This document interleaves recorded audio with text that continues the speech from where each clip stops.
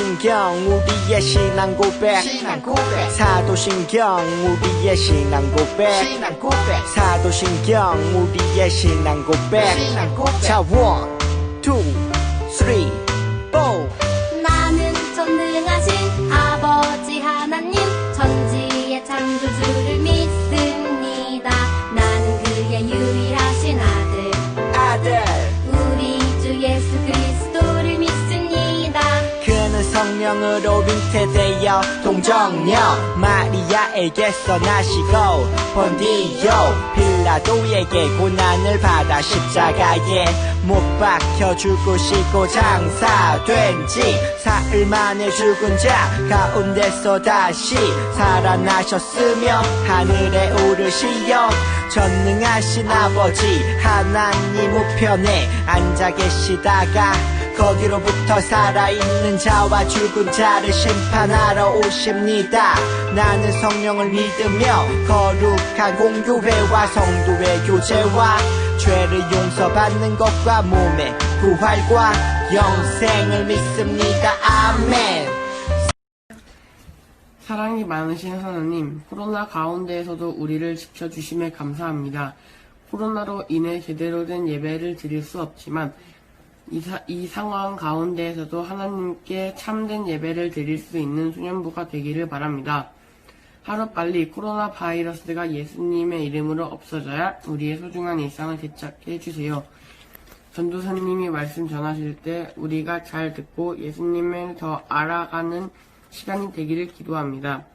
우리를 사랑하셔서 이 땅에 오시고 자신의 목숨을 내어 우리를 구원해 주신 예수님의 이름으로 기도합니다. 아멘.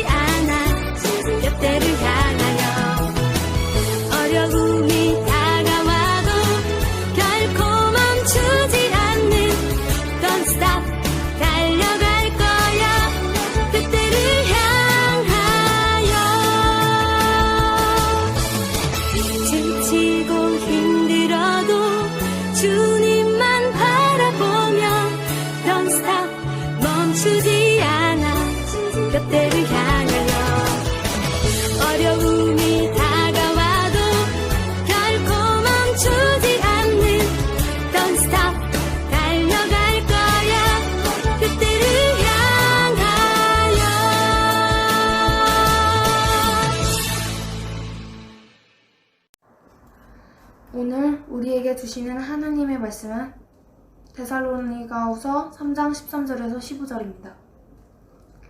형제들아 너희는 선을 행하다가 낙심하지 말아라. 누가 이 편지에서 한 우리말을 순종하지 아니하거든 그 사람을 지목하여 사귀지 말고 그로 하여금 부끄럽게 하라.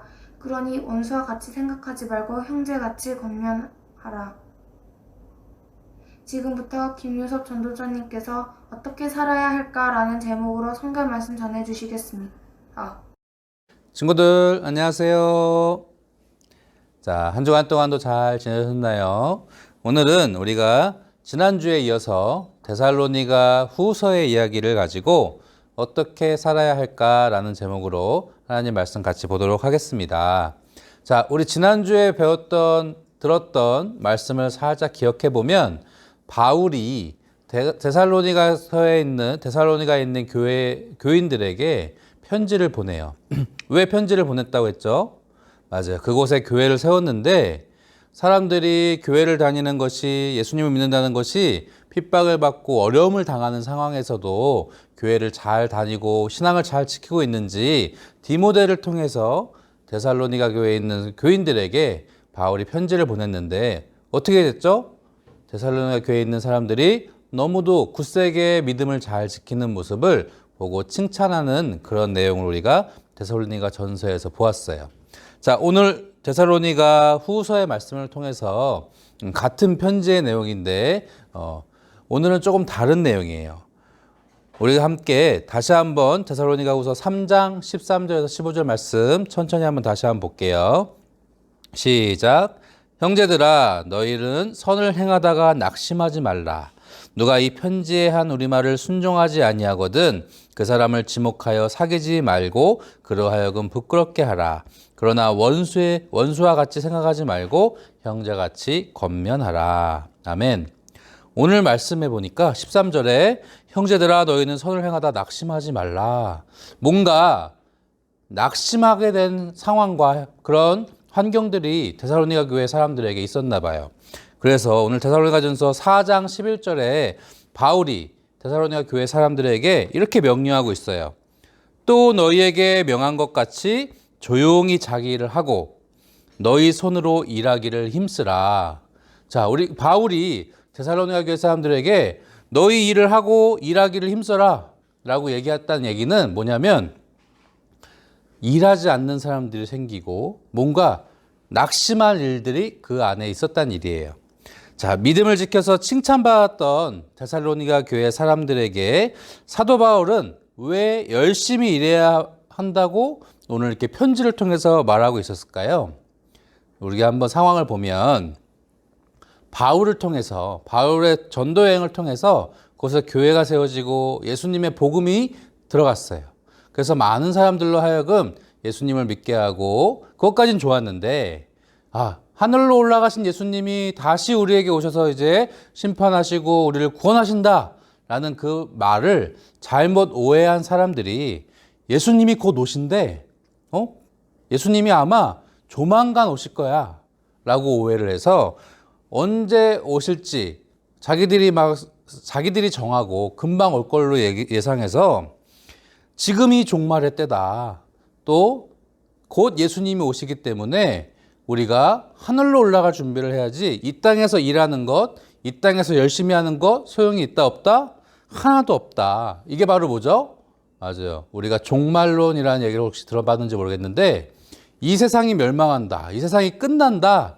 라는 그런 종말론에 빠진 사람들이 이 데살로니가 교회 안에 있었고 그 상황이 주변 상황들이 있었다는 얘기예요.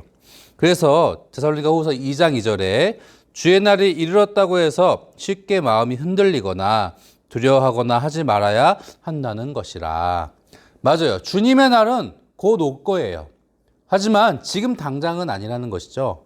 그리고 주님의 날이 온다고 해도 우리 마음이 두려워하거나 지금 내 삶을 포기하는 것이 아니라 주님을 더 잘 섬기고 하나님 말씀을 더 잘 믿는 것이 중요하지 우리가 지금 상황에 내 삶은 아무것도 아니야. 이제 세상이 끝날 거야. 그게 더 중요하지 않다는 것이죠.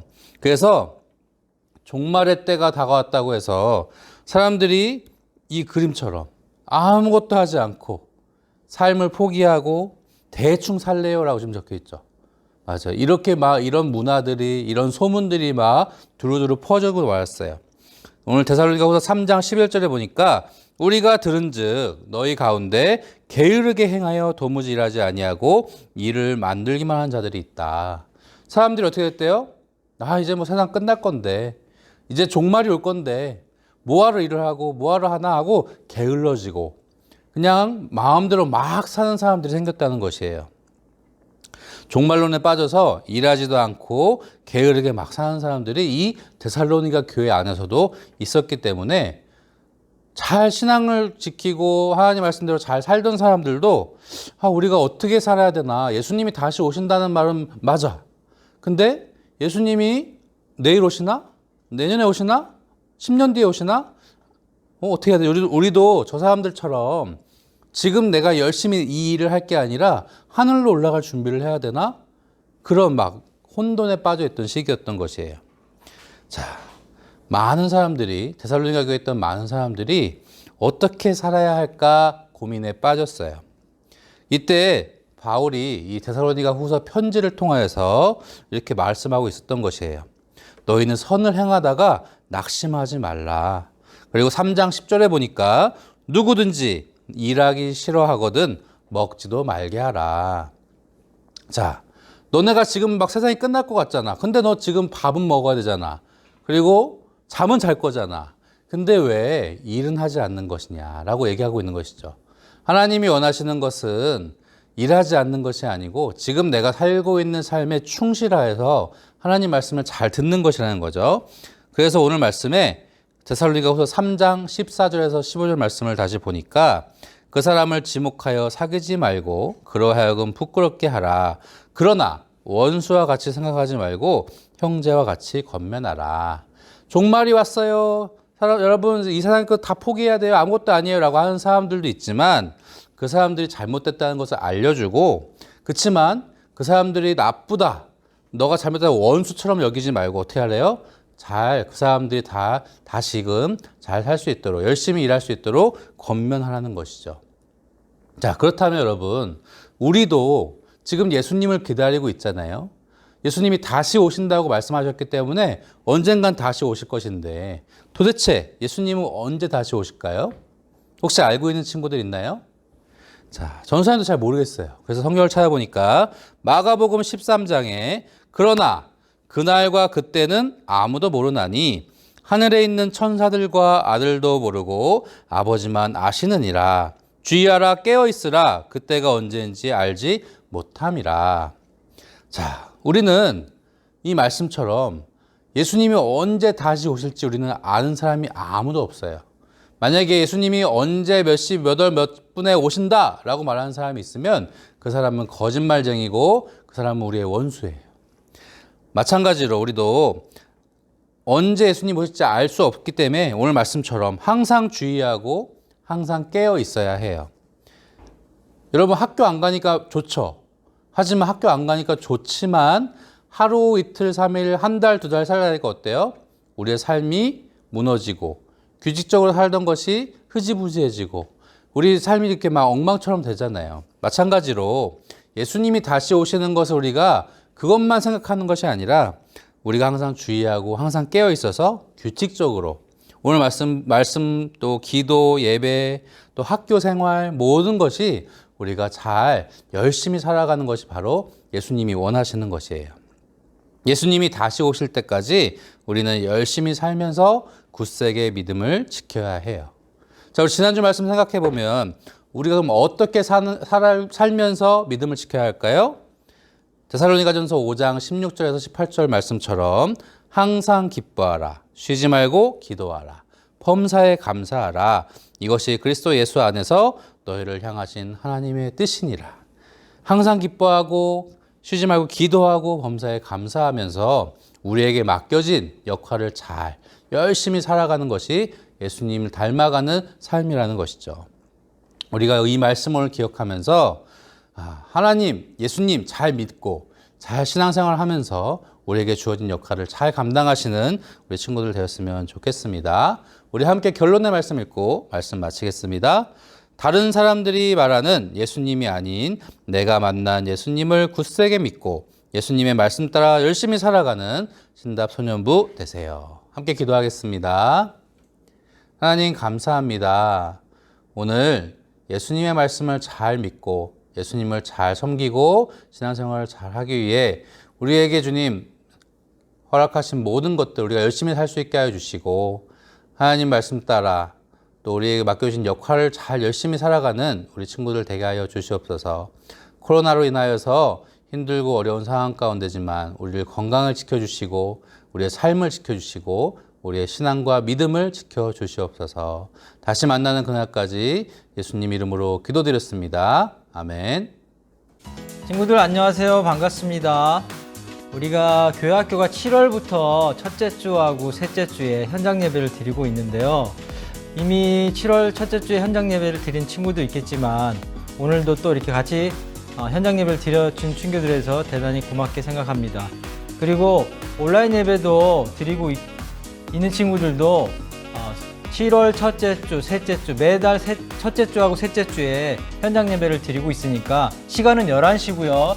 장소는 교회학교 다이톨에서 드립니다. 우리 관심 가져주시고 교회에 와서 현장 예배를 같이 드렸으면 좋겠습니다.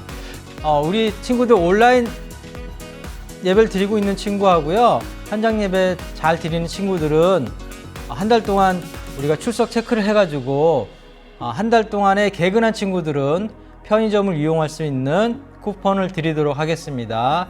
여러분들 더 많이 관심 가져주시고 함께 또한 예배 많이 참석해 주셨으면 대단히 감사하겠습니다. 자, 우리 친구들 한 주도 더 건강하시고 다음 주에 우리 또한 현장 예배 및 온라인 예배로 만나길 소망합니다. 친구들 안녕.